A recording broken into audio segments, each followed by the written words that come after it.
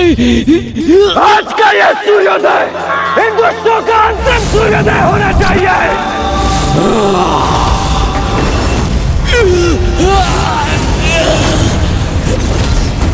कितने भी प्रयास कर लो किंतु मेरे महायोद्धा सेनापतियों को तनिक भी क्षति नहीं पहुंचा पाओगे।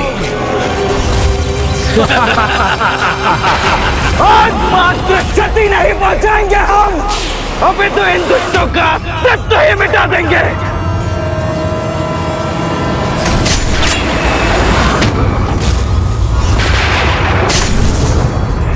हमारे इतने शक्तिशाली प्रहार कैसे विफल हो रहे हैं? इस दुष्ट के कीचड़ में होने के बाद भी मेरा शक्ति वेलदंडे से भेद क्यों नहीं पा रहा है?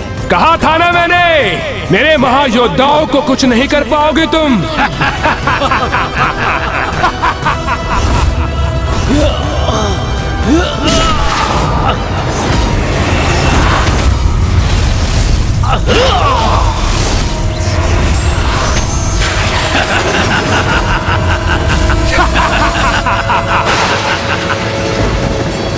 ये क्या वरुणदेव, हमारी शक्तियां असुरों को हाथ क्यों नहीं कर पा रही हैं?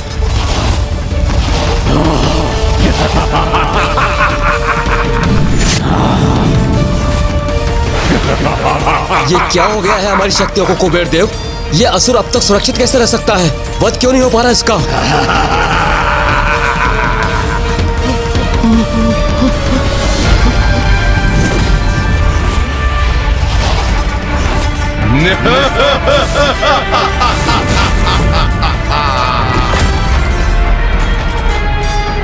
इनकी मृत्यु का रहस्य तो हमें इनसे ही प्राप्त हुआ था, फिर भी ये सुरक्षित क्यों है? क्या हुआ गजमुख, स्तब्ध क्यों रह गए? क्या प्रतीत हुआ था तुम्हें? अपनी चतुराई का प्रदर्शन कर हमारे भेद ज्ञात कर लोगे और हमें आहत करने में सफल होगे तुम, किंतु अब तुम्हारी युक्ति तुम्हीं पर भारी पड़ेगी।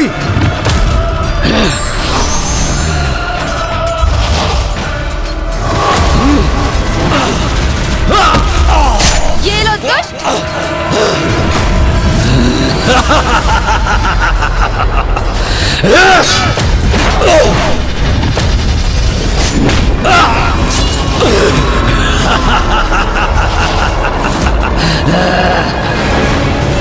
इसके चारों ओर ये कैसी ऊर्जा है?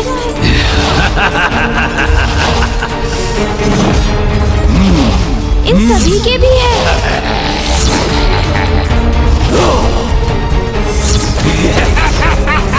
प्रतीत होता है कोई आसुरी शक्ति इनका कवच बनकर इनकी रक्षा कर रही है, अर्थात इन्हें आहत करने हेतु सर्वप्रथम इस कवच रूपी ऊर्जा को नष्ट करना होगा।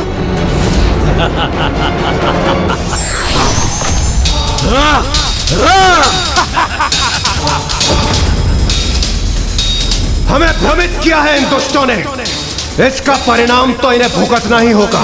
इस रणभूमि में इन्हें जीवित रहने का कोई अधिकार नहीं।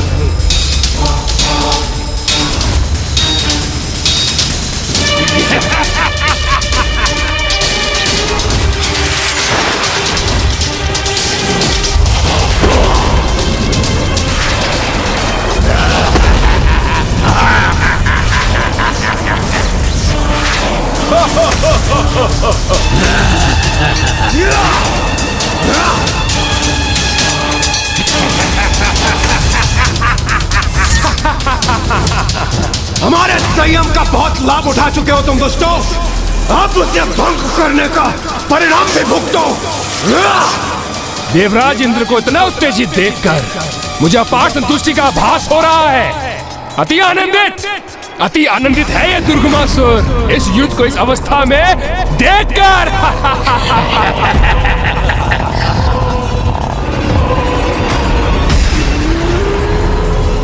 एक बात सदा स्मरण रखना, कभी भी पर्याप्त विचार किए बिना स्वयं को युद्ध में नहीं झोंकना चाहिए। पूर्ण सोच विचार के उपरांत उचित योजना के साथ ही युद्ध करने से युद्ध में सफलता प्राप्त होती है। माँ ने प्रसाद रूप में हमारे भीतर संयम का संचार किया था, इसलिए देवराज इंद्र संयम त्याग कर युद्ध नहीं कर सकते, क्योंकि इस युद्ध में माँ की पूजा के प्रत्येक चरण का अवश्य कोई विशेष महत्व है। अपनी पूजा के माध्यम से वो परोक्ष रूप में निरंतर हमारा मार्गदर्शन कर रही है।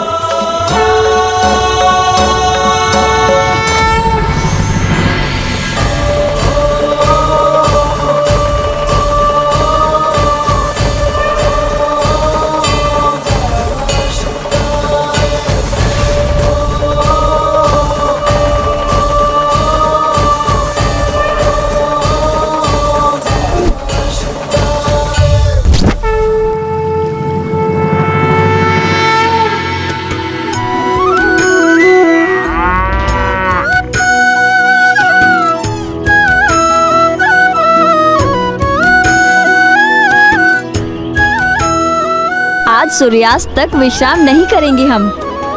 देवी आदिशक्ति द्वारा किए जाने वाले प्रभु के दुग्ध अभिषेक हेतु निरंतर दुग्ध प्रस्तुत करना हमारा परम कर्तव्य है।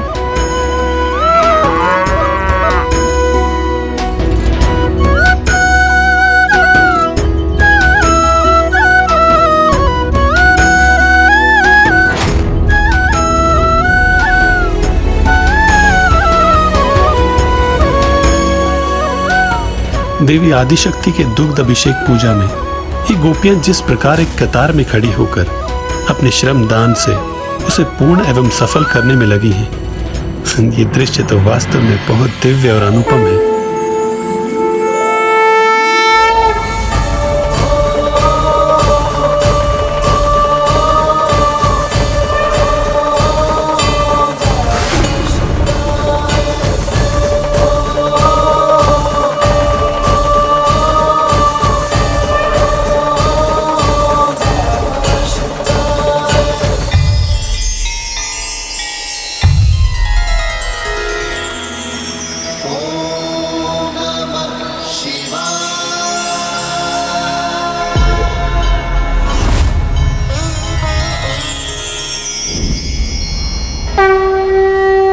भक्त मनुष्य हो या भगवान, वो अपने आराध्य को जो भी पूर्ण भक्ति भाव से अर्पित करता है वो उन तक पहुंच ही जाता है। उसके लिए उसे किसी माध्यम की आवश्यकता नहीं। किंतु जिन्हें इस भक्ति की शक्ति का अनुमान नहीं होता वो ही इस भक्ति को भंग करने का स्वप्न रखते हैं।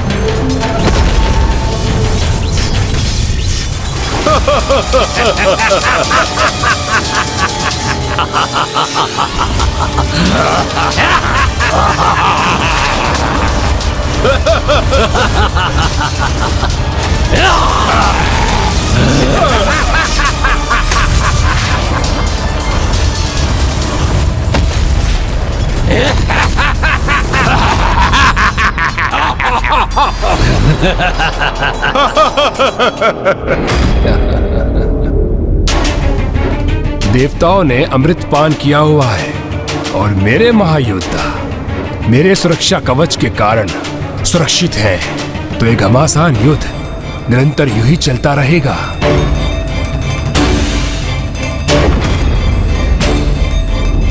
इसलिए अब मेरे द्वारा देवी आदिशक्ति की पूजा में व्यवधान उत्पन्न करने का सर्वथा उचित अवसर है।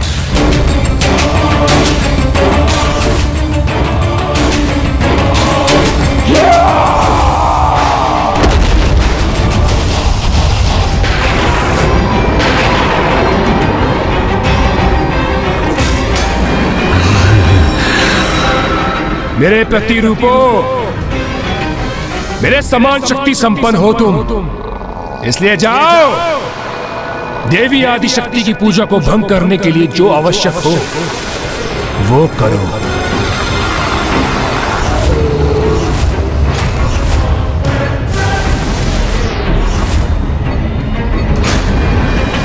बस एक भटकाव उत्पन्न करने की आवश्यकता है, जो मेरे सेनापति करेंगे।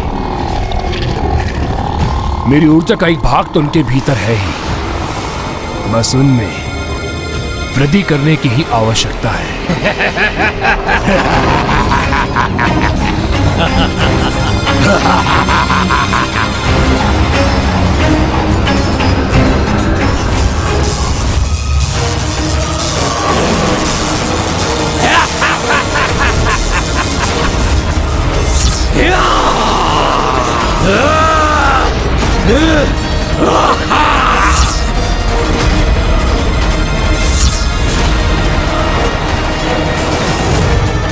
के आशीर्वाद से प्राप्त संयम को त्याग कर हम युद्ध नहीं कर सकते देवराजेंद्र।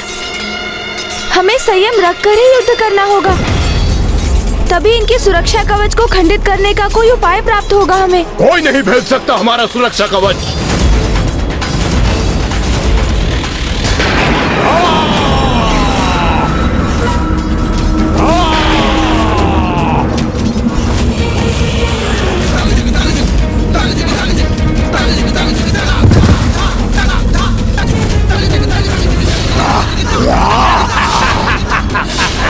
हमें अपनी सेना के समक्ष क्रमबद्ध होकर इन असुरों से उसकी सुरक्षा करनी होगी।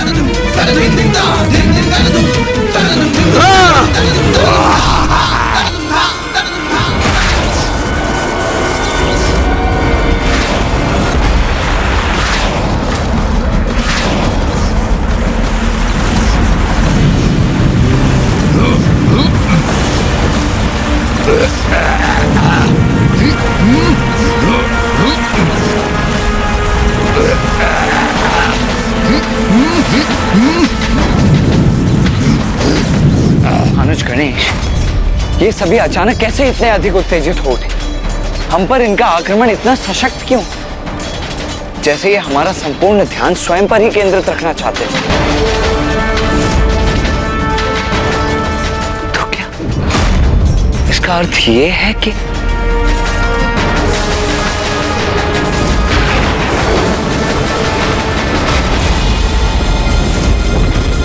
दुष्ट दुर्गमासुर हमें भ्रमित कर रहा है।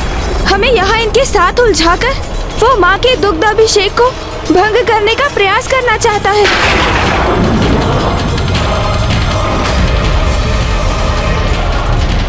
मैं उसे ऐसा कदापि नहीं करने दूंगा। रोक दूंगा मैं उसे। भैया, आप वहाँ जाकर उसे रोकिए। मैं अन्य देवताओं के साथ यहाँ की स्थिति संभाले रहूंगा।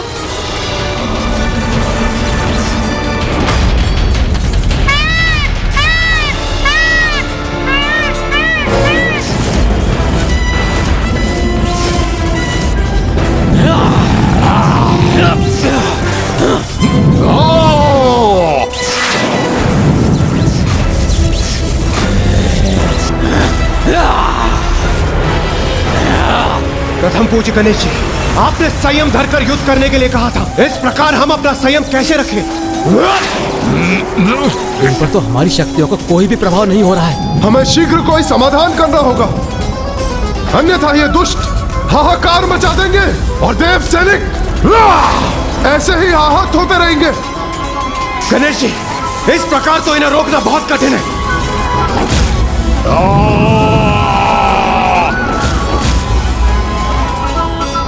इनके आसुरी कवच के कारण हम इन पर आक्रमण कर इन्हें आहत करने में असमर्थ हैं। किंतु ये अपनी ही शक्ति से स्वयं को आहत तो अवश्य कर सकते हैं, क्योंकि इनके स्वयं असुर होने के कारण दुर्गमासुर का सुरक्षा कवच इनकी आसुरी शक्ति से इनकी रक्षा नहीं करेगा।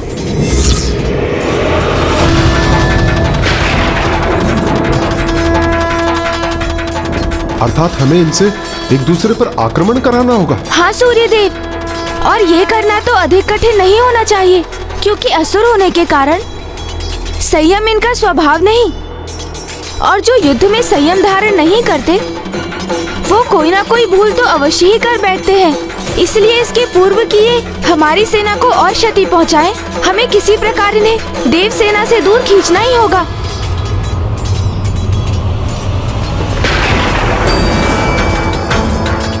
क्या हुआ गणासुर जी? आज मुझसे युद्ध नहीं करेंगे आप? कहीं मुझसे भयभीत तो नहीं हो गए हैं? उचित है। तुम्हारी चुनौती सुनकर बहुत आनंद आया मुझे। तुम्हारी चुनौती स्वीकार है मुझे।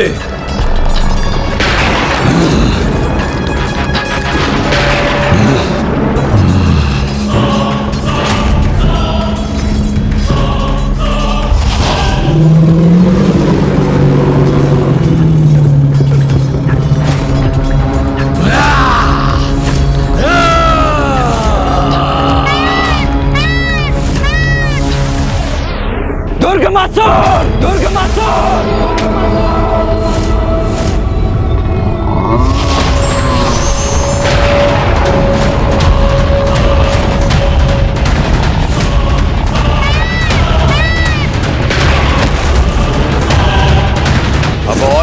जाने का दुस्साहस मत करना दुर्गमासुर।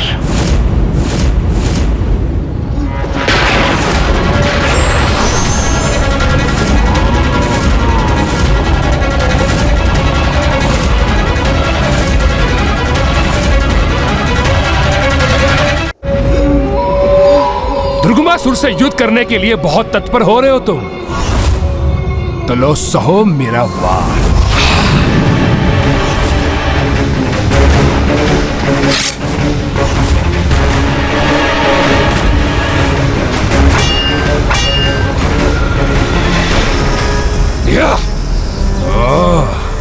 दिखने में तो युवक हो, किंतु अपनी आत्मरक्षा करने का सामर्थ्य भी रखते हो, तो क्या आक्रमण कर।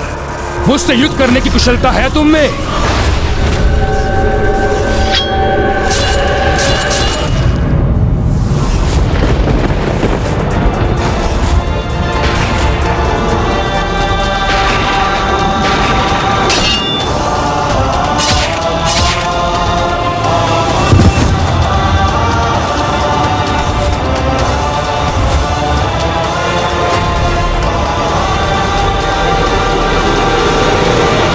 मेरा वध करना इतना सरल नहीं है, सरल नहीं है, सरल नहीं है।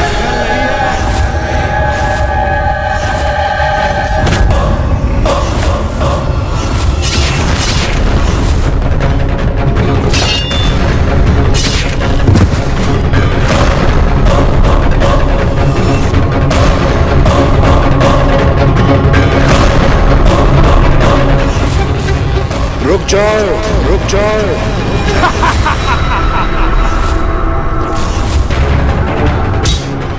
व्यर्थ में ही स्वयं को थका रहे हो तुम युवक। कदाचित तुम्हें मेरे वरदान का ज्ञान नहीं है। आप मुझे ये वरदान दीजिए कि मेरी मृत्यु एक स्त्री के हाथों से ही हो, किंतु वो ऐसी स्त्री हो जिसने वर्षों तक अपनी पलकें न झपकाई हो। जैसी तुम्हारी इच्छा वत्स। तथास्तु, तथास्तु। इसका रूप हो अथवा प्रतिरूप, इसका अंत तो मां के हाथों ही नियत है।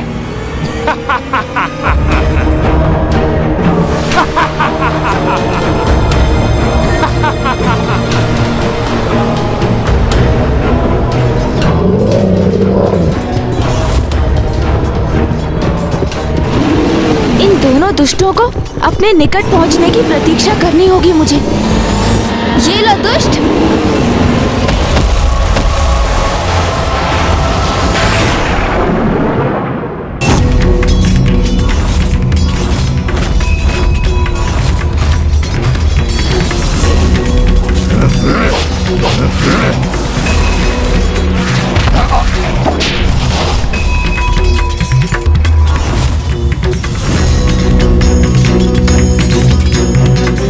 शीघ्र मैं वहां पहुंचूंगा और अपना कार्य सिद्ध करूंगा।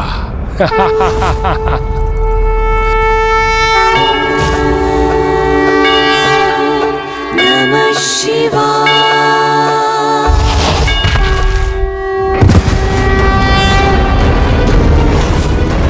तुम्हारे जैसे दुष्ट असुर के लिए ऐसे पवित्र स्थान पर प्रवेश करना इतना सरल नहीं है दुष्ट।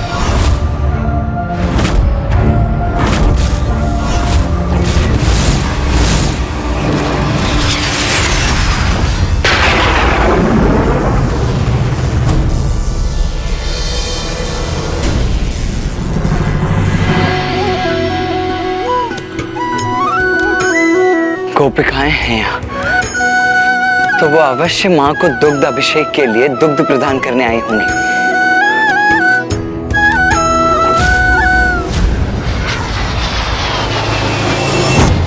इसका इससे आगे बढ़ना संभव प्रतीत तो नहीं हो रहा है, इसीलिए मेरे यहाँ रुकने का कोई लाभ नहीं है। मुझे युद्ध भूमि में लौटना चाहिए।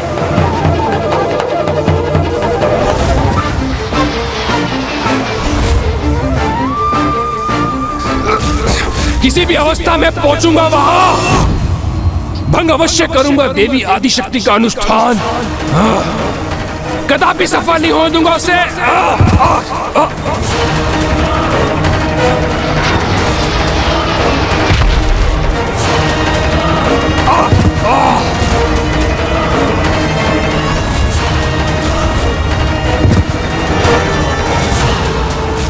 मंदिर अथवा पूजा स्थल से तो लौटते समय भी उसकी ओर पृष्ठ नहीं करनी चाहिए। और ये दुष्ट तो अपनी पृष्ठ पूजा स्थल की ओर करके ही उसकी ओर बढ़ रहा था, तो इसे तो मुंह के बल गिरना ही था। माँ की पूजा इतनी साधारण पूजा नहीं है जिसे कोई भी असुर आकर भंग कर सके।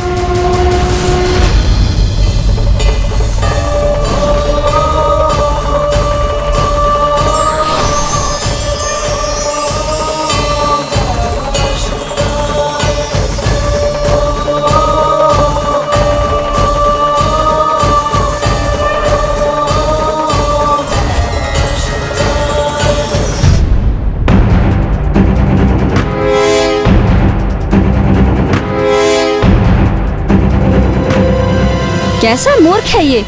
इसे इतना भी ज्ञात नहीं कि माता की पूजा का ये प्राथमिक स्थान है और यहाँ मात्र और मात्र नारी का ही प्रवेश है। ये क्या कर रही हो तुम सब? देख नहीं रहे हो, पूजा के लिए दुग्ध उपलब्ध करवा रहे हैं हम। ये पूजा मैं अवश्य भंग करूंगा। मेरे द्वारा ही भंग होगी ये पूजा। यदि मैं पूजा स्थल पर नहीं पहुंच सकता तो उसे बाहर से ही भंग कर दूंगा।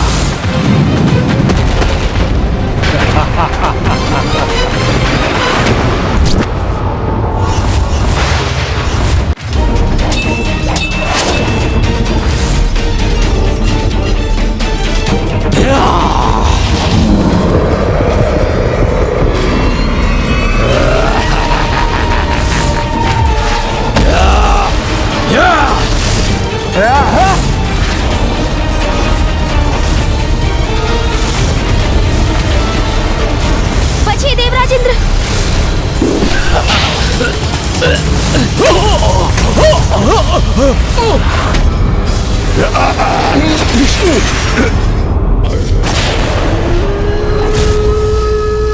इन्हें तो तुमने रोक लिया, किंतु मुझे सफल होने से नहीं रोक पाओगे तुम।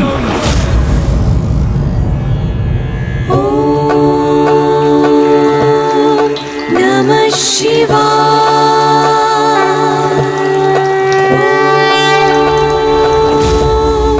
नमः शिवाय।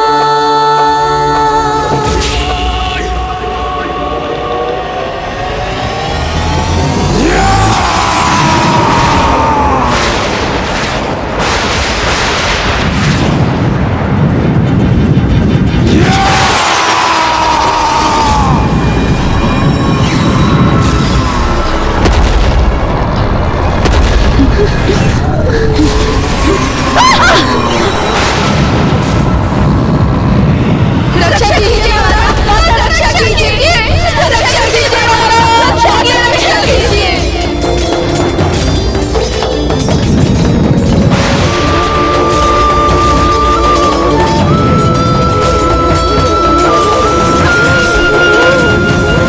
रक्षा कीजिए, रक्षा कीजिए माता, रक्षा कीजिए।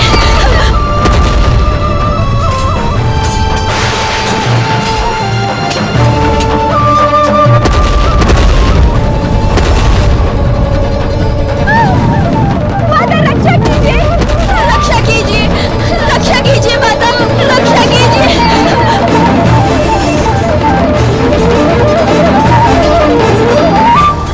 अब इस दुष्ट के कारण गोपिकाओं द्वारा पहुंचने वाला दुग्ध भी माता तक नहीं पहुंच सकेगा।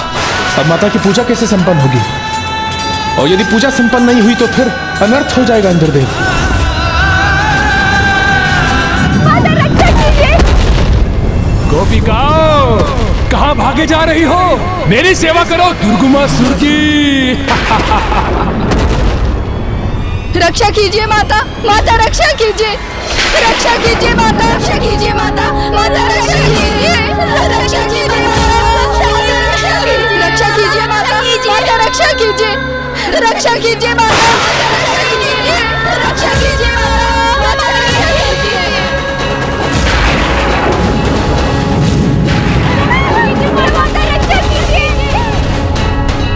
रक्षा कीजिए माता, माता रक्षा कीजिए, रक्षा कीजिए माता, माता रक्षा कीजिए, रक्षा कीजिए माता, माता रक्षा कीजिए, रक्षा कीजिए माता, रक्षा कीजिए।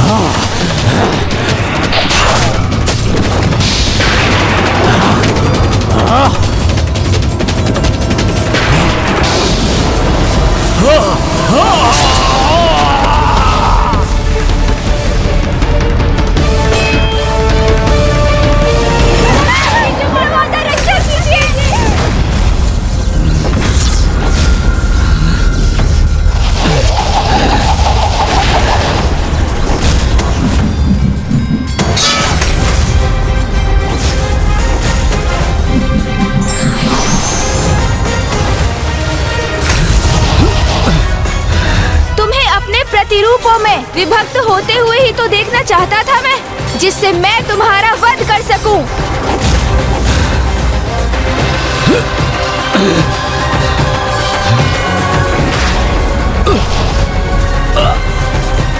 क्या हो गया ये? अब जो होगा उसके लिए तैयार हो जाओ गणासुर, क्योंकि अब तुम्हारे काल से भेंट होगी तुम्हारी।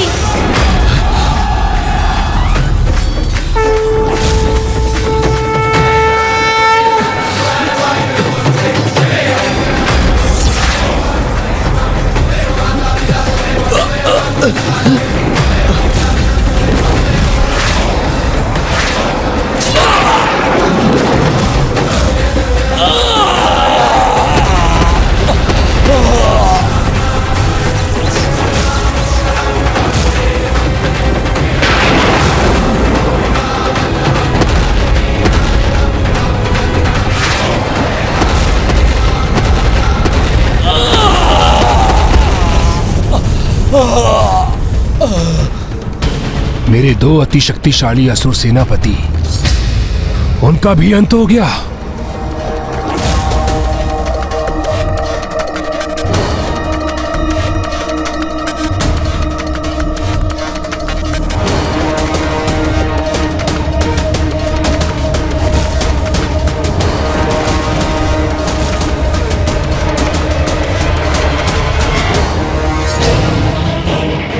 तुम्हें क्या प्रतीत हुआ?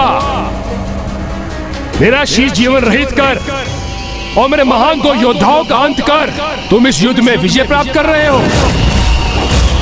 किंतु सत्य तो यह है, मैं इस युद्ध में विजय प्राप्त कर चुका हूं, क्योंकि गोपिकाएं नहीं तो दुग्ध अभिषेक के लिए दुग्ध नहीं, और दुग्ध नहीं तो देवी आदिशक्ति की पूजा पूर्ण नहीं। अधूरा रह गया उनका अनुष्ठान, और अस्त्र भी उठा लिए उन्होंने, अर्थात पूजा और प्रतिज्ञा दोनों भंग हो गई, दोनों भंग हो गई।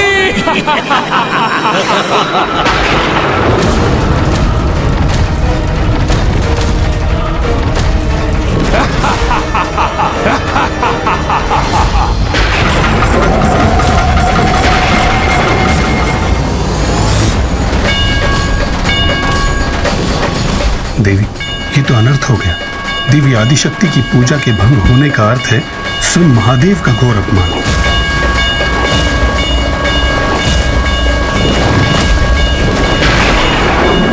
विफल हुई तुम्हारी देवी आदिशक्ति और विजय हुआ है दुर्गमासुर।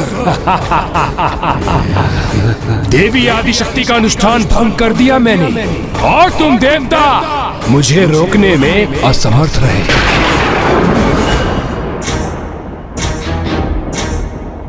मैंने वचन दिया था माता को। आप तनिक भी चिंता मत कीजिए, अगले 3 दिवसों में हम सभी अपनी सम्मिलित शक्ति से दुर्गमासुर को रोक कर ही रहेंगे। उनके अनुष्ठान को पूर्ण करने हेतु जिस दुग्ध की आवश्यकता थी उन्हें, उसी दुग्ध को उन तक नहीं पहुंचने दिया मैंने।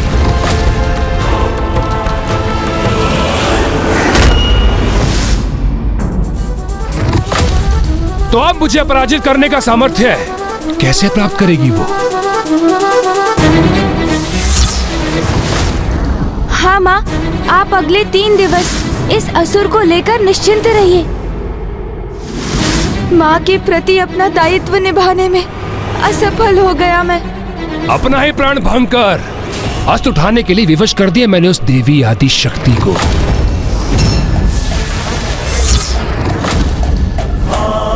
मैं विश्वास दिलाता हूँ माता कि इन 3 दिनों में आपको अस्त्र शस्त्र धारण करने की कोई आवश्यकता नहीं होगी।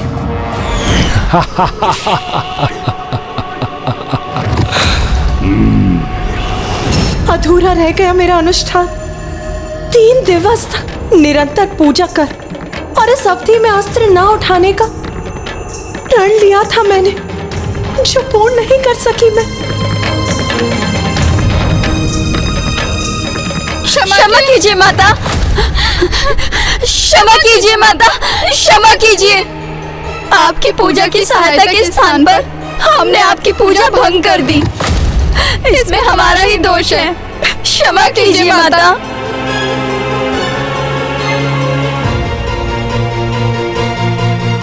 नहीं, न तुम दोषी हो और ना वो दुष्ट दुर्गमासुर। अपनी दोषी तो स्वयं मैं ही। मैंने ही क्रोधवश अपना अनुष्ठान भंग कर उस दुष्ट पर वार करने हेतु अस्त्र उठाए। मेरे ही कारण प्रभु महादेव का अभिषेक अधूरा रह गया।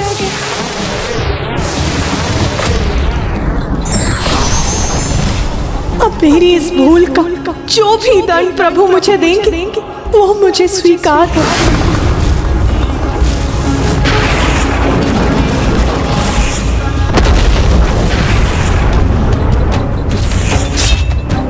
क्योंकि अपनी इस अनर्थकारी भूल का परिणाम तो मुझे स्वयं ही भुगतना होगा।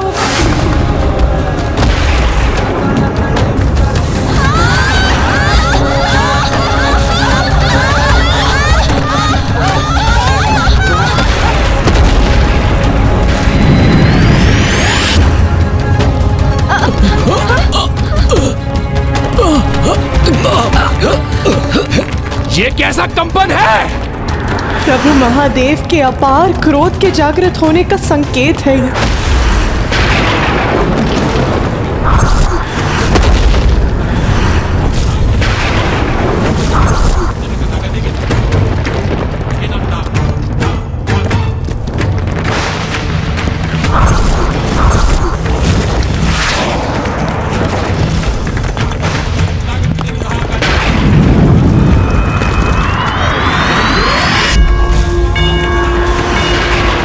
महादेव के क्रोध का शुभ ज्वालामुखी अब जागृत हो चुका है और अब वो शीघ्र शांत नहीं होगा।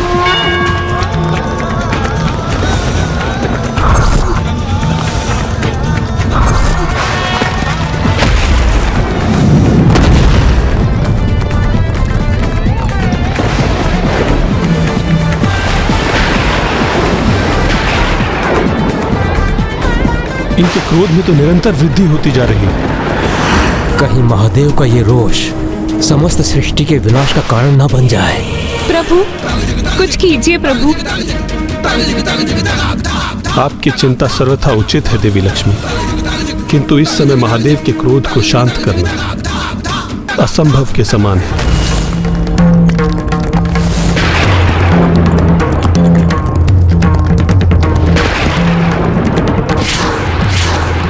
ये तो डमरू का नाद है, तो कहीं पिताश्री? हाँ गणेश, मुझे भी ऐसा ही प्रतीत हो रहा है। यह अवश्य ही पिताश्री का ही क्रोध है, जो उनके डमरू का नाद बनकर समस्त विश्व में गूंज उठा है। यदि जगत पिता देवातिदेव महादेव का क्रोध शांत ना हुआ तो प्रलय आ जाएगी।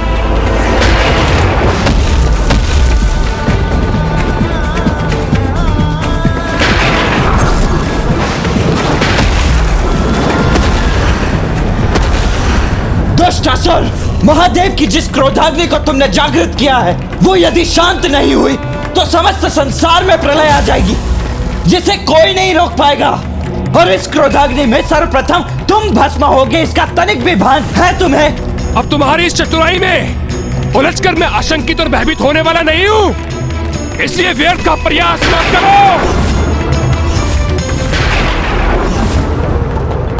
देवी, महादेव के इस रोष को शांत करने का प्रयास करना तो स्वयं अपने विनाश को आमंत्रण देने के समान होगा। यदि आप भी उन्हें शांत नहीं कर सकते स्वामी, तो फिर कौन उन्हें शांत कर सृष्टि का ये संकट हरेगा?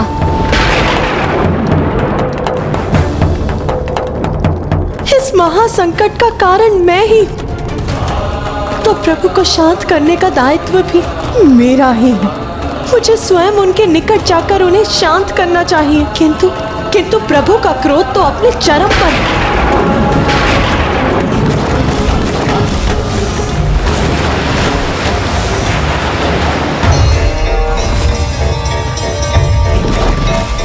तो उनके इस चरम क्रोध का प्रकोप सृष्टि नहीं, मैं स्वयं सहूंगी।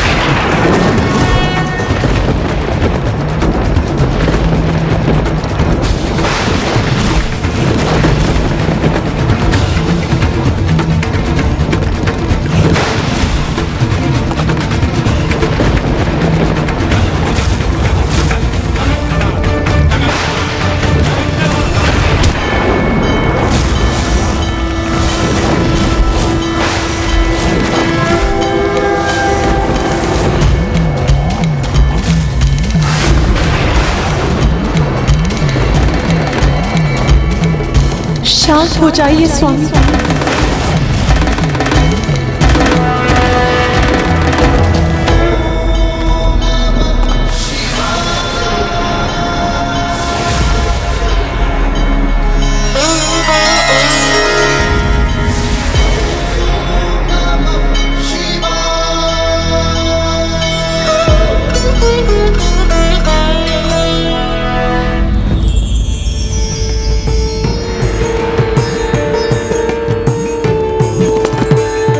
अद्भुत अद्भुत दृश्य है ये। जब हम सभी महादेव को शांत करने हेतु उनके समीप जाने में असमर्थ थे, तब देवी पार्वती ने केवल अपने स्पर्श से उन्हें शांत और शीतल कर दिया।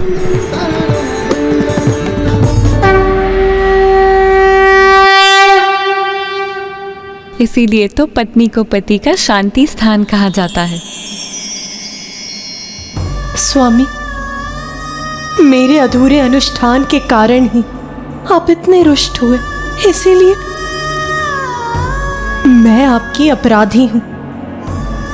आप मुझे जो दंड देंगे वो मुझे स्वीकार होगा स्वामी। यदि मैं पूजा स्थल पर नहीं पहुंच सकता तो उसे बाहर से ही भंग कर दूंगा। गोपिकाएं नहीं तो दुग्ध अभिषेक के लिए दुग्ध नहीं, और दुग्ध नहीं तो देवी आदिशक्ति की पूजा पूर्ण नहीं। देवी आदिशक्ति का अनुष्ठान भंग कर दिया है मैंने। नहीं प्रिय, आपके कारण नहीं। मेरा यह अपार रोष तो उस दुष्ट दुर्गमासुर के कारण जागृत हुआ, किंतु आपने ही मेरे इस क्रोध के बवंडर को पार कर मुझे शांत और शीतलता प्रदान कर मुझे अत्यंत प्रभावित किया। इसलिए मैं घोषणा करता हूं कि आज से संसार में आपका एक और नाम प्रचलित होगा, स्पर्शवती मधुश्री। मधुश्री मधुश्री कदम्ब वनचारिणी मुनि कदम्ब कादम्बिनी नितंबजित भूधरां सुरनितंबिनी सेवितां नवंबुरुहलोचनां भिनवांबुदश्यामलां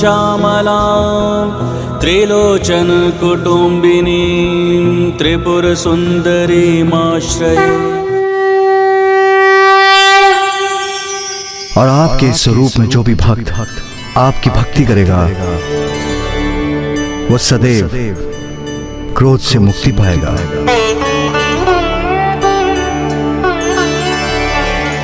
देवी स्पर्शवती, मधुश्री, देवी सरस्वती, मधुश्री। आपके इन कृपा वचनों को सुनकर मैं कृतार्थ हुई स्वामी, किंतु जो भक्त अपने संकल्प को अपूर्ण छोड़ दे, अपने धर्म का पालन करने में असमर्थ हो जाए, वो प्रभु के कृपा के पात्र कहां? प्रिय, धर्मोचित आचरण की कोई एक परिभाषा नहीं। वो तो समय, स्थान, संबंध या स्थिति के अनुसार ही निर्धारित होते हैं। समय निर्धारित करता है कि रात्रि में निद्रा और दिवस में पूजा अनुष्ठान उचित है, और संबंधों की मर्यादा एक नारी को पिता, पति, भ्राता और पुत्र के साथ उसे भिन्न धर्मों का पालन करने के लिए प्रेरित करती है। भिन्न स्थानों पर भिन्न कर्तव्य निभाए जाते हैं। जैसे पूजा स्थल में पूजा करना उचित है, भोजनशाला में भोजन तैयार करना और उसे प्राप्त करना, उसी प्रकार भिन्न परिस्थितियों में उचित और अनुचित की परिभाषा भी भिन्न होती है। किंतु यह सत्य है कि आपके समक्ष जो परिस्थिति उत्पन्न हुई उसके अनुसार गोपियों की रक्षा करने हेतु आपने अपना अनुष्ठान भंग किया। किंतु उससे भी बड़ा सत्य यह है कि दुर्बल असहाय जीवों से अधिक पूजा अनुष्ठान का कोई महत्व नहीं। इसलिए आपने अपने परम धर्म का निर्वाह कर मेरी पूजा संपन्न की।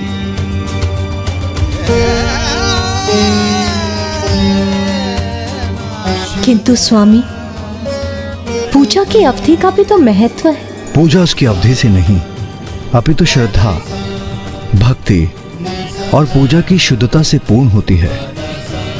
पावन गंगाजल और दुग्ध से अभिषेक कर आपने अपनी भक्ति से मुझे संतुष्ट किया।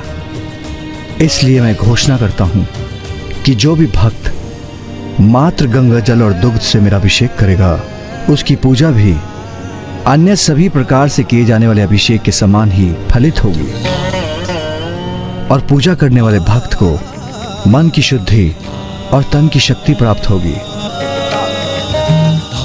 अपने इस दिव्य और अद्भुत लीला से जगत पिता और जगत माता जगत को पूजा का वास्तविक मर्म समझा रहे हैं, जिससे समस्त संसार के समक्ष ये स्पष्ट होगा कि मन की शुद्धता से विहीन रहकर किए जाने वाले बड़े से बड़े अनुष्ठान भी विफल हो जाता है और प्रभु के प्रति भक्ति और श्रद्धा से किए जाने वाले छोटे से छोटे अनुष्ठान को भी वो स्वीकार करते हैं।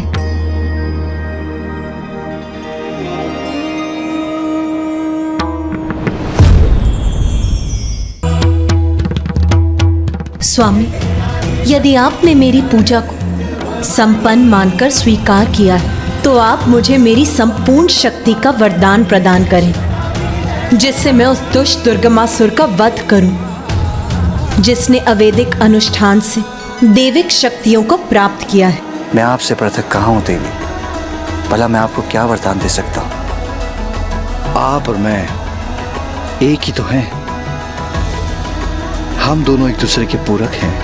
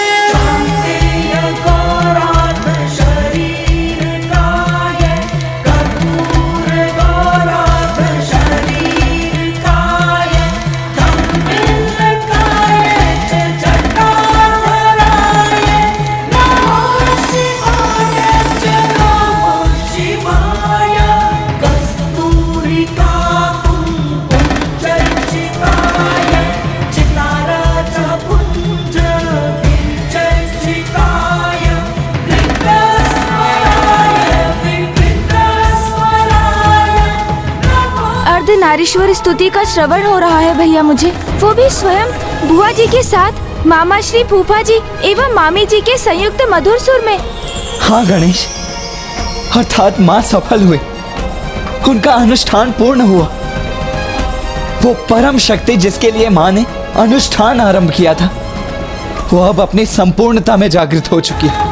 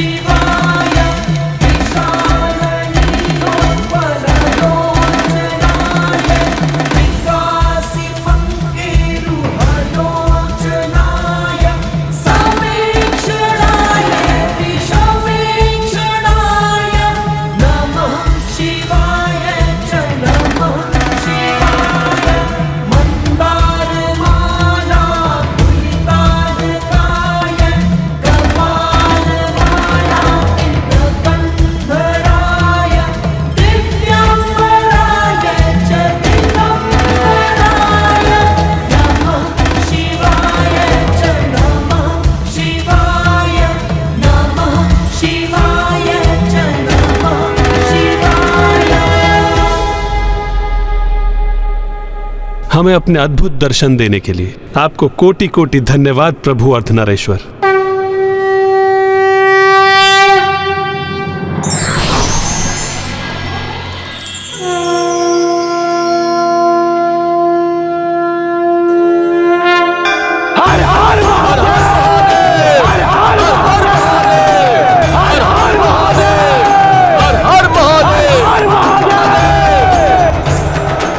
अब जब आपकी पूर्ण शक्ति का संचार हो चुका है, तो अब आप उस दुष्ट असुर के वध के लिए प्रस्थान कीजिए।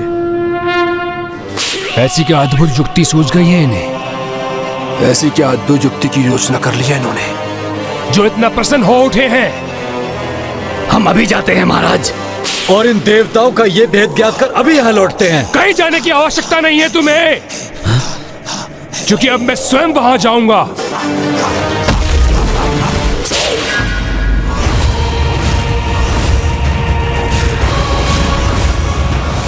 देवताओ, योजना रची है तो उसे क्रियान्वित भी करो। आओ, युद्ध करो मुझसे, क्योंकि अभी सूर्यास्त होने में कुछ समय शेष है।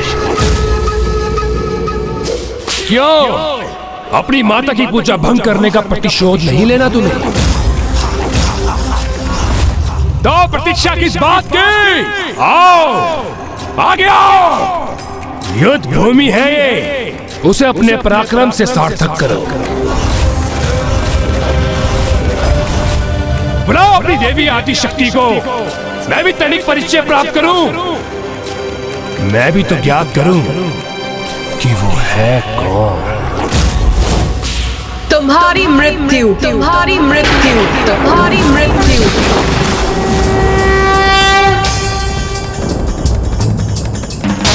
नंदिनी नंदित मेदिनी विश्व विनोदिनी नंदनुजे शिरोगिनी वासिनी विष्णु विलासिनी विष्णुनुजे भगवती देशिति नंदकुटुम्बिनी भूरि कुटुम्बिनी भूरि कृते जय जय हे महिषासुरमर्दिनि रम्यकवर्दिनि शैलसुते जय जय हे महिषासुरमर्दिनि रम्यकवर्दिनि शैलसुते।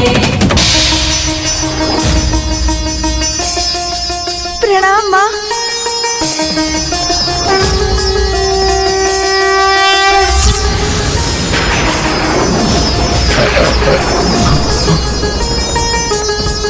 युद्ध करना चाहते थे ना तुम, तो भयभीत होकर अचानक पीछे क्यों हट गए? साहस है तो आगे बढ़ो, आगे बढ़ो और अंत करो इस युद्ध का।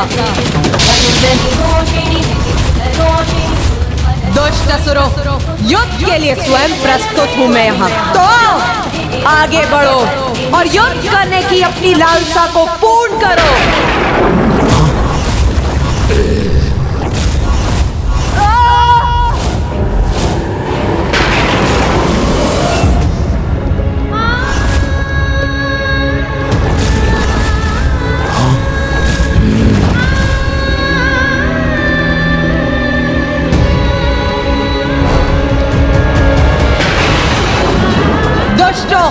आज तो तुम्हें नियति ने सुपथ पर आने का एक और अवसर प्रदान किया है, किंतु यदि कल भोर होने तक तुम नहीं सुधरे तो फिर भयंकर अंत होगा तुम सभी का, भयंकर अंत। आज की रात्रि का सदुपयोग करो, अपने दुष्कर्मों का प्रायश्चित करो, अन्यथा कल सूर्योदय तो अवश्य देखोगे तुम सभी, किंतु सूर्यास्त नहीं देख सकोगे, क्योंकि कल मैं अकेली युद्ध करूंगी तुम्हारी संपूर्ण सेना से।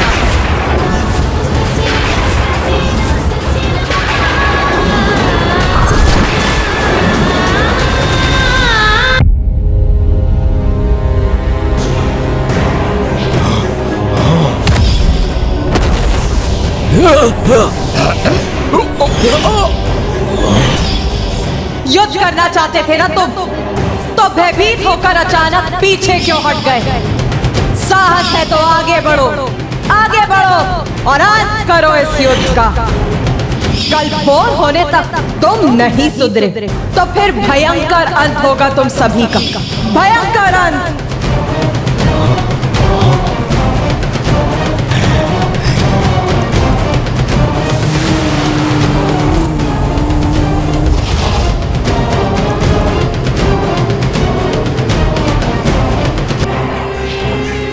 असुर सम्राट, कितना विकराल रूप था उस देवी का। वो आज ऐसी थी तो कल युद्ध भूमि में और कितनी भयंकर होंगी वो। असुर सम्राट, आपने कितने कठिन अनुष्ठान को पूर्ण किया है, किंतु आप में तो उस तेज का लेस मात्र भी नहीं है। हाँ, उनके उग्र स्वरूप को देखकर तो ऐसा प्रतीत हो रहा था मानो वो क्षण भर में ही संपूर्ण असुर सेना का विनाश कर देंगी। इन्हें पराजित करने का अर्थ तो संपूर्ण सेना को पराजित करने के समान है। मूर्खो, तुम मेरे साथ हो या उस देवी आदि शक्ति के साथ? आपके साथ हैं हम असुर सम्राट, आपके साथ हैं हम। इसीलिए तो आपको उचित सुझाव दे रहे थे सम्राट। इनके समक्ष समर्पण में ही आपकी भलाई है। उनके शरणागत बन जाइए सम्राट, इसी में आपकी भलाई है और हम अन्य असुरों की भी। बस बहुत हुआ तुम्हारा अनर्गल प्रलाप।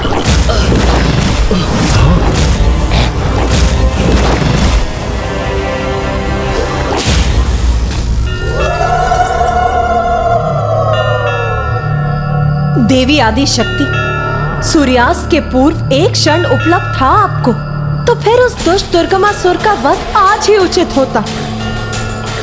हाँ देवी, आपने आज ही उसका वध क्यों नहीं किया? पापों की गागल।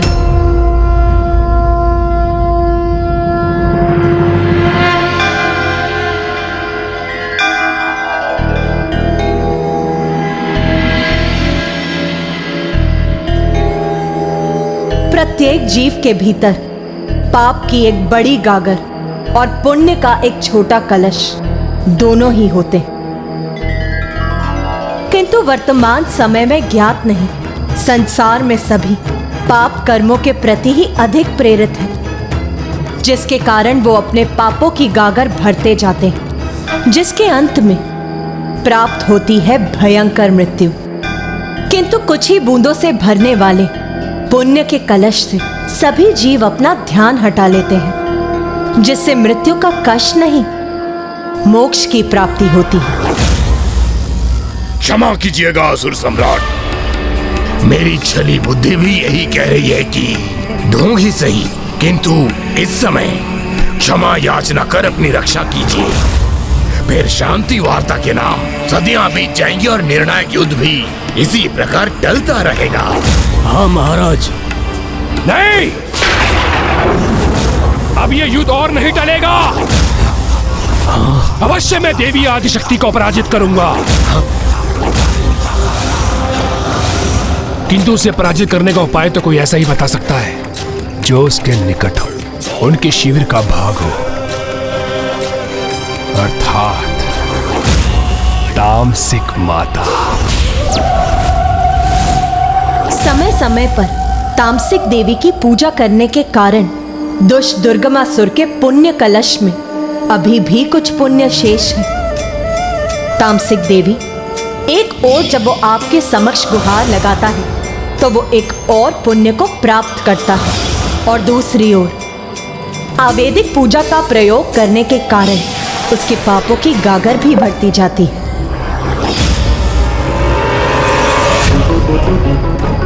मुझे ज्ञात है माता, यदि मैं आपका आवाहन करूंगा तो भी आप मुझे दर्शन नहीं देंगी, इसलिए मैं स्वयं आपके निकट आऊंगा।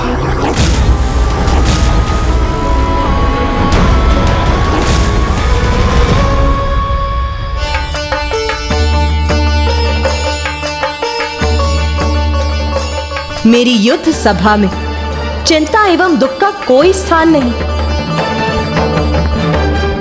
मैं तो यहाँ सभी को प्रसन्न एवं उत्साहित देखना चाहती हूँ।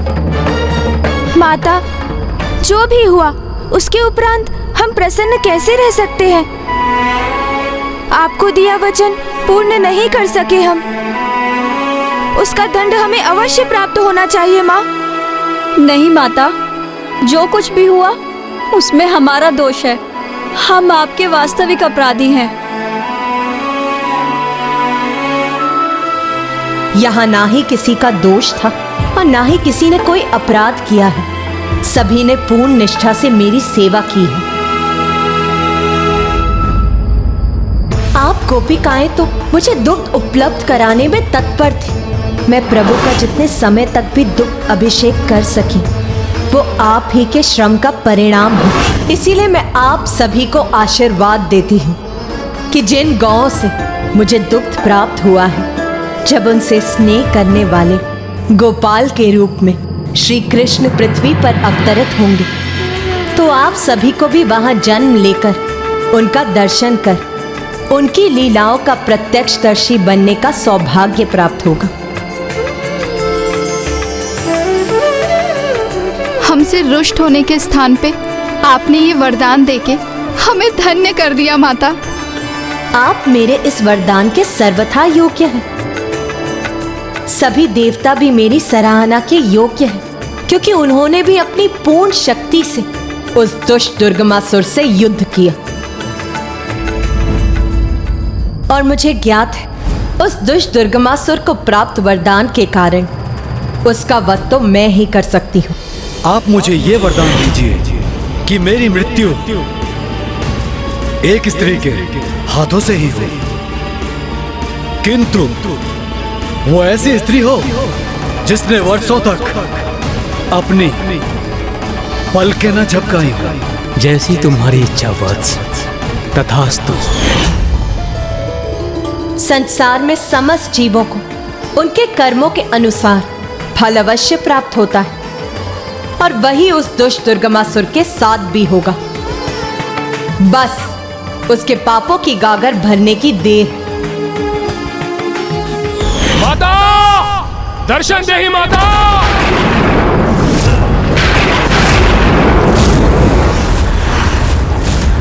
मां दर्शन दीजिए, मां दर्शन दीजिए।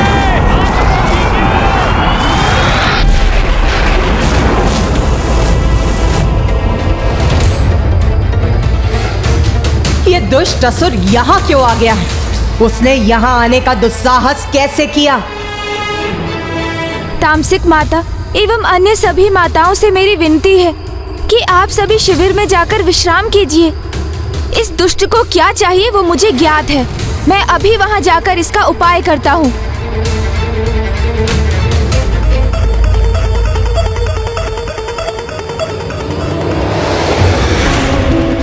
माता, प्रकट हुई है माता। दर्शन दे ही माता, दर्शन दे ही। मां दर्शन दे ही, प्रकट हो मां।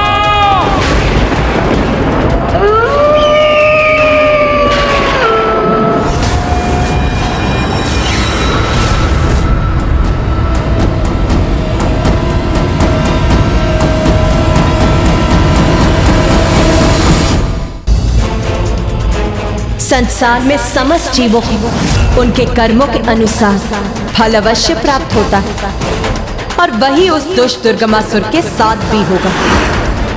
इसके पापों की गागर अब भरने वाली है, किंतु यदि ये तामसिक माता के समक्ष पहुंच गया तो पुनः कुछ पुण्य भी प्राप्त कर लेगा ये।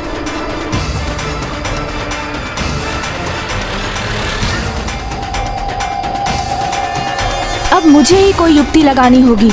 बाहर आइए माता, दर्शन दीजिए मुझे माता। तामसिक माता, दर्शन दीजिए। भक्त भगवान को आदेश नहीं देते मूर्ख, अपितु उनसे विनती करते हैं।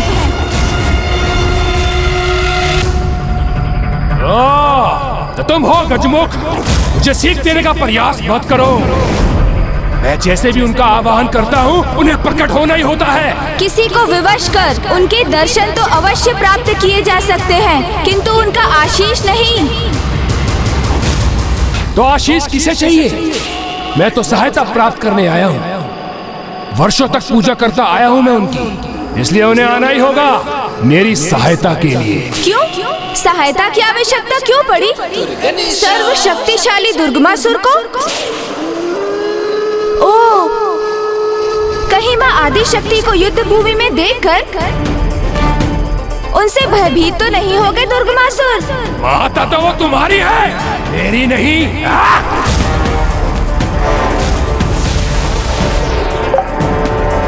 इसलिए अपना ज्ञान अपने पास रखो और मुझे बताओ तामसिक माता कहाँ है? वहाँ है माता।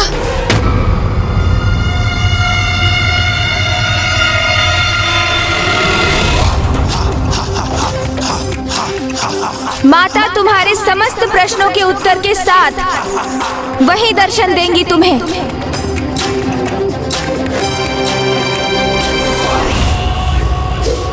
माता! माता!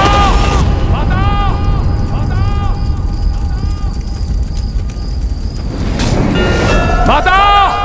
बोल, अब क्या चाहिए तुझे? वही माता जो प्रत्येक योद्धा चाहता है, विजय, युद्ध में विजय माता।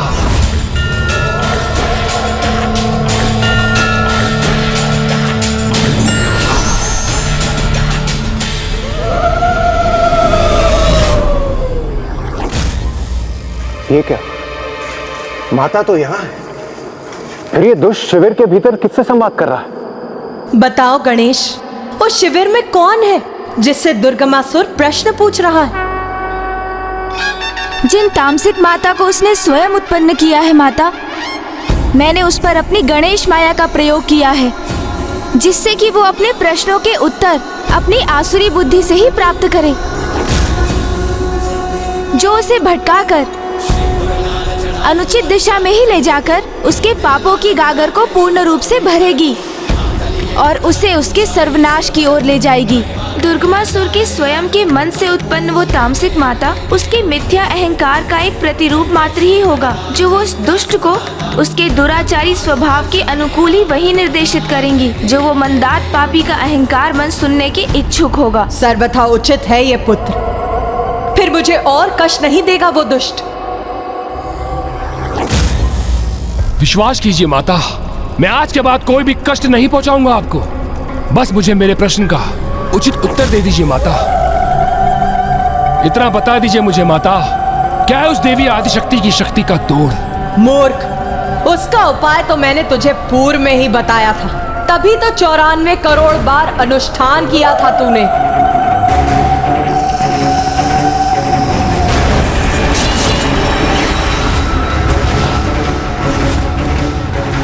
तो मुझे भी ज्ञात है माता, किंतु अब इस अंतिम युद्ध से पूर्व कोई सुझाव तो दीजिए मुझे माता। आपकी निरंतर पूजा की है मैंने, अनुष्ठान किया है आपका माता मैंने, इसलिए आपको मुझे कोई सुझाव तो देना ही होगा माता।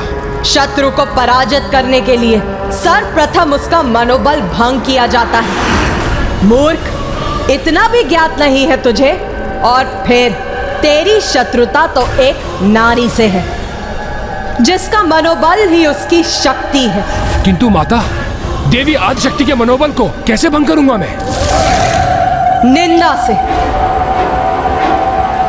नारी मन को सबसे गहरा आघात तो उसकी निंदा से ही पहुंचता। अर्थात बस इतना ही, देवी आदिशक्ति की निंदा भर करनी है मुझे। हाँ, तेरी विजय का यही साधन। युद्ध के पूर्व ही देवी आदिशक्ति का मनोबल तोड़ दे। निंदा कर उनकी। बस मेरे लिए तो इतना ही संकेत पर्याप्त है माता, और वैसे भी आपका ये भक्त दुर्गमासुर औरों की तरह पराजित होने वालों में से नहीं है। धन्यवाद माता, आपका कोटि कोटि धन्यवाद।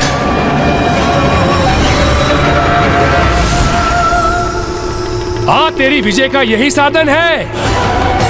युद्ध के पूर्व ही देवी आदिशक्ति के मनोबल को तोड़ दो। निंदा कर उसकी, निंदा। माता, मैं क्षमा चाहता हूँ, किंतु ऐसा करना अनिवार्य था।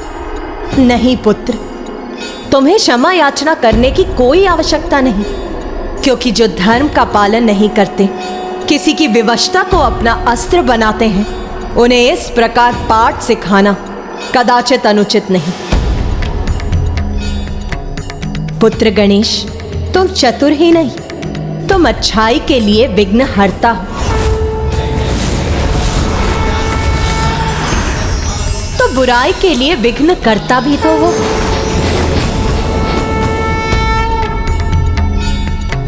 जो तुमने किया सर्वथा उचित है।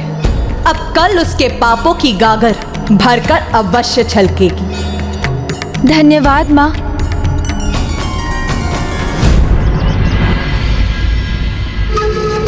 दुर्गमासुर की, दुर्गमासुर की, दुर्गमासुर की, दुर्गमासुर की, दुर्गमासुर की दुर्गमासुर की दुर्गमासुर की दुर्गमासुर की दुर्गमासुर की।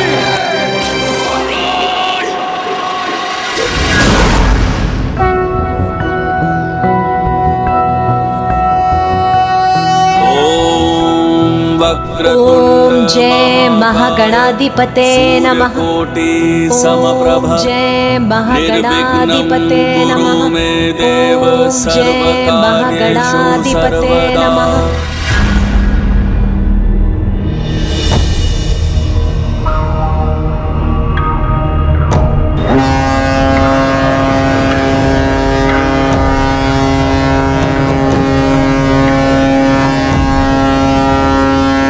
प्रतीत होता है दुर्गमासुर अपनी मृत्यु के लिए कुछ अधिक ही अधीन हो रहा है।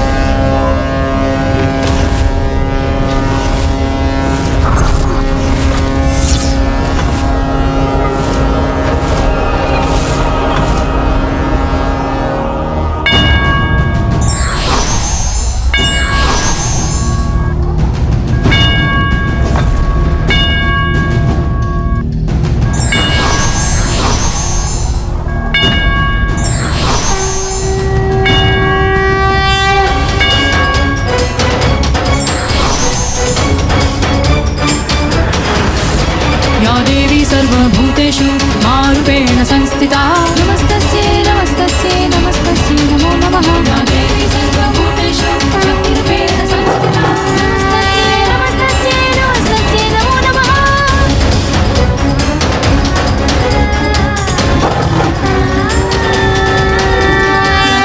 माता आदिशक्ति की जय। माता विंध्यवासिनी की जय। माता आदिशक्ति की जय। माता विंध्यवासिनी की जय। माता आदिशक्ति की जय। माता विंध्यवासिनी की जय। माता आदिशक्ति की जय। माता विंध्यवासिनी की जय। माता आदिशक्ति की जय। माता विंध्यवासिनी की जय। माता आदिशक्ति की जय। माता विंध्यवासिनी की जय।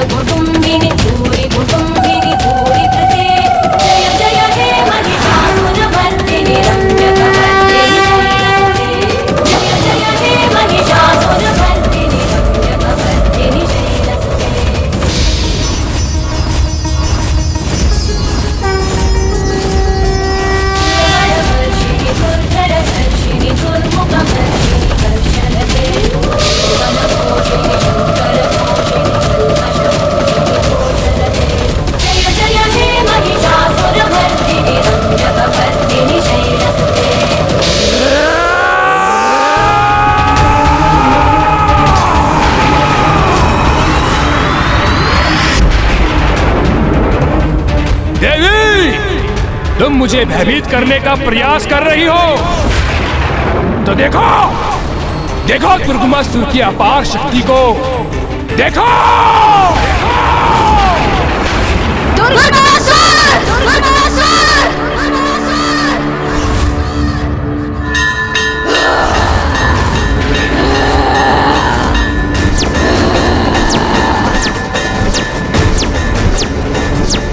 अपनी अनेक भुजाओं को प्रकट कर व्यर्थ है तुम्हारा शक्ति प्रदर्शन, क्योंकि तुम्हारा दुर्भाग्य अब तुम्हारे समक्ष है। तुम्हारी भुजाओं की संख्या तुम्हारी शेष श्वासों से भी कहीं अधिक है। अब तुम्हारा अंत अत्यंत निकट है दुर्गमासुर।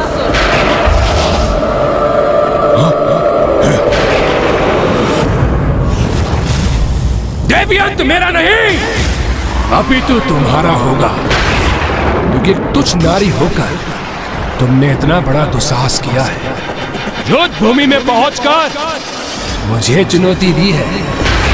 महाशक्तिशाली महासुर दुर्गमासुर को, जिसका अंत करना दुर्गम ही नहीं अपितु असंभव है, असंभव है।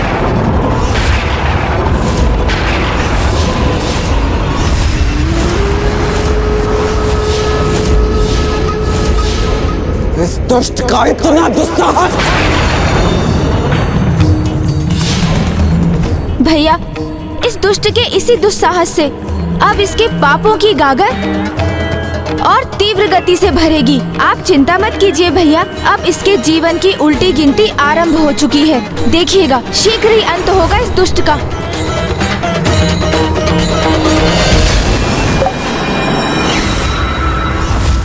कहाँ है वो देवता? इतने पुरुषहीन हो गए वो? क्यों उन देवताओं में एक भी पुरुष शेष नहीं जो एक तुच्छ नारी को युद्ध के लिए आगे कर दिया? मूर्ख, तुम्हारे समान पुरुष होने का ढोंग और दम नहीं करते देवता पुरुष। अपितु इसके विपरीत उन्हें इस बात का आभास होता है कि नारी ही अपने भिन्न रूपों में उनके जीवन में सामर्थ्य, शौर्य और पौरुष का आधार होती है, क्योंकि सर्वप्रथम एक नारी ही एक माँ के रूप में उन्हें जन्म देती है, उनका पोषण करती है और उन्हें सामर्थ्य बनाती है, और फिर एक बहन के रूप में एक अन्य नारी अपने भ्राता के हाथों में रक्षा सूत्र बांधकर उसे उसके उत्तरदायित्व का आभास कराती है। और फिर एक पत्नी रूप में भी तो एक नारी ही होती है जो स्वयं पूजा पाठ और व्रत कर अपने पति की रक्षा सुनिश्चित करती है।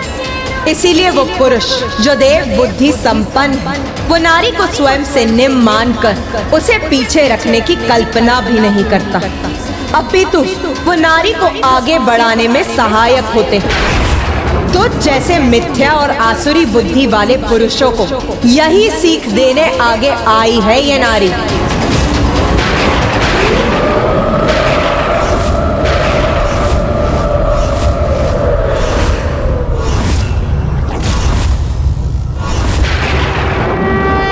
ये तो बड़ी भूल की तुमने देवी। नारियों के समान अपनी जीवा और पांव दोनों को नियंत्रण में रखना चाहिए था, किंतु तुम्हारी ये भूल अब तुम पर बहुत भारी पड़ेगी। तो क्या मेरे अजय सेनापति तुम्हें सिखाएंगे एक नारी का अधिकार आगे बढ़ने का नहीं, अपितु पीछे रहने का ही होता है। उसका स्थान सीमित क्षेत्र होता है जिसके बाहर आने पर बड़ा भीषण परिणाम होता है देवी।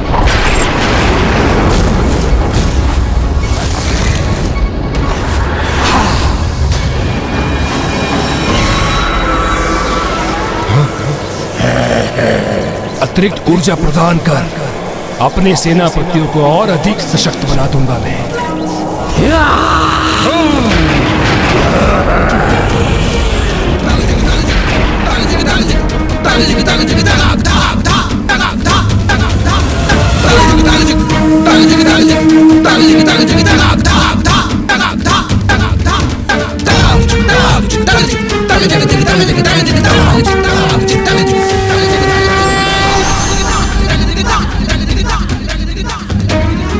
मूर्ख असुर, ब्रह्मांड में व्याप्त समस्त शक्ति की स्रोत हूँ मैं, एक नारी हूँ मैं, और एक नारी शक्ति को सीमित समझने वाले मेरी शक्ति के समक्ष तुम्हारी शक्ति वास्तव में तुच्छ ही है। और फिर भी उसका अपार दम्भ है तुम्हें, जो तुम्हारे नष्ट होने के साथ ही शीघ्र ही खंडित हो जाएगा। और जो मेरी शक्ति से सुरक्षित है तुम उसका स्पर्श भी नहीं कर पाओगे।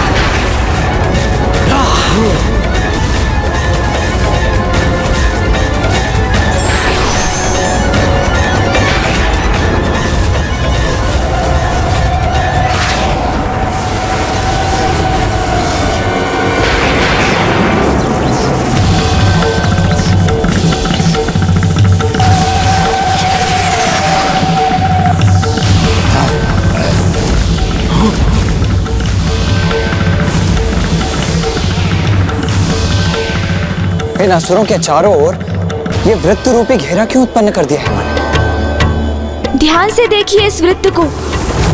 ये असुरों के चारों ओर खिंचा हुआ एक घेरा अवश्य प्रतीत हो रहा है, किंतु इसमें माँ ने हमें घेर कर हमारे लिए एक सुरक्षा कवच का निर्माण किया है।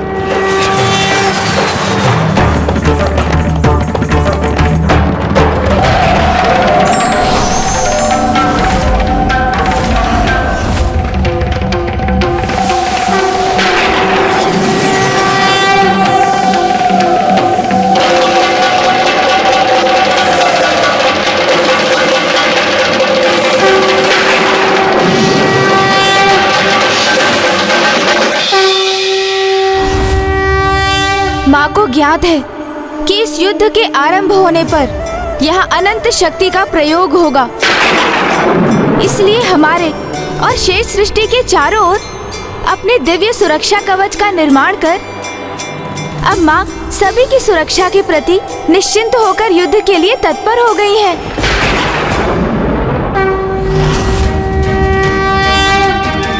क्या कर रही है दीदी? कोई नई योजना घड़ रही है क्या?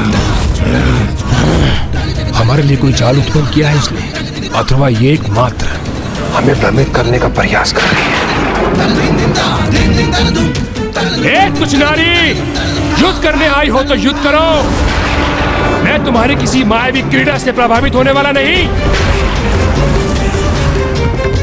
आगे बढ़ो और युद्ध करो मुझसे। तुच्छ मानते हो ना तुम नारी को और नारी की शक्ति को, तो आज मैं ये भी घोषणा करती हूँ कि इस युद्ध भूमि में मात्र और मात्र ये नारी ही आगे बढ़ेगी। मेरी देश सेना का कोई भी सदस्य युद्ध करने के लिए आगे नहीं बढ़ेगा और ना ही अस्त्र उठाएगा, और तब भी तुम्हारे असुरों के पांव एक पग भी आगे नहीं बढ़ सकेंगे।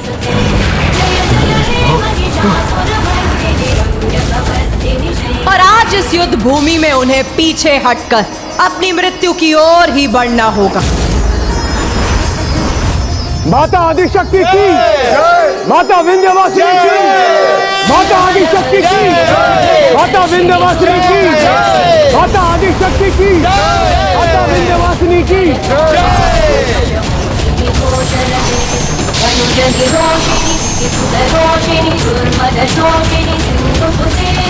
जय जय हे महिषासुरमर्दिनी रम्यकपर्दिनी शैलसुते।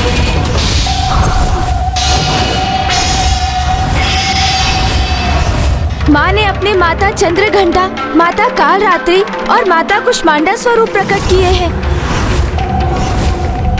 जो अब शीघ्र इन असुरों का संहार करेंगे।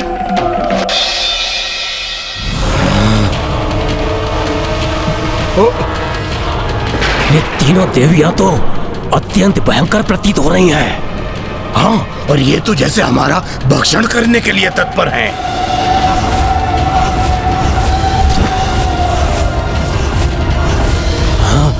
मेरे महायोद्धाओं, चिंता मत करो। कितने भी भयंकर क्यों न प्रतीत हो ये, किंतु है तो तुच्छ नारी ही। परस्पर कला में भले ही पारंगत हो ये, किंतु तुमसे युद्ध करने का सामर्थ्य नहीं है इनमें।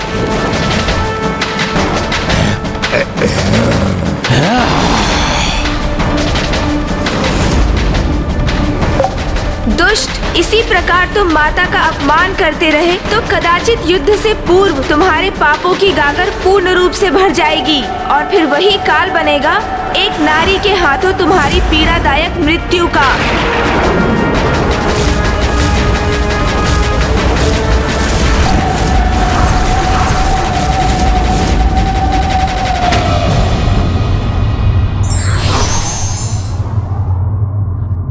नारी की शक्ति को तुच्छ और निर्बल समझने वाले व्यक्ति स्वयं ये भूल जाते हैं कि उनकी शक्ति का आधार भी स्वयं एक नारी ही है।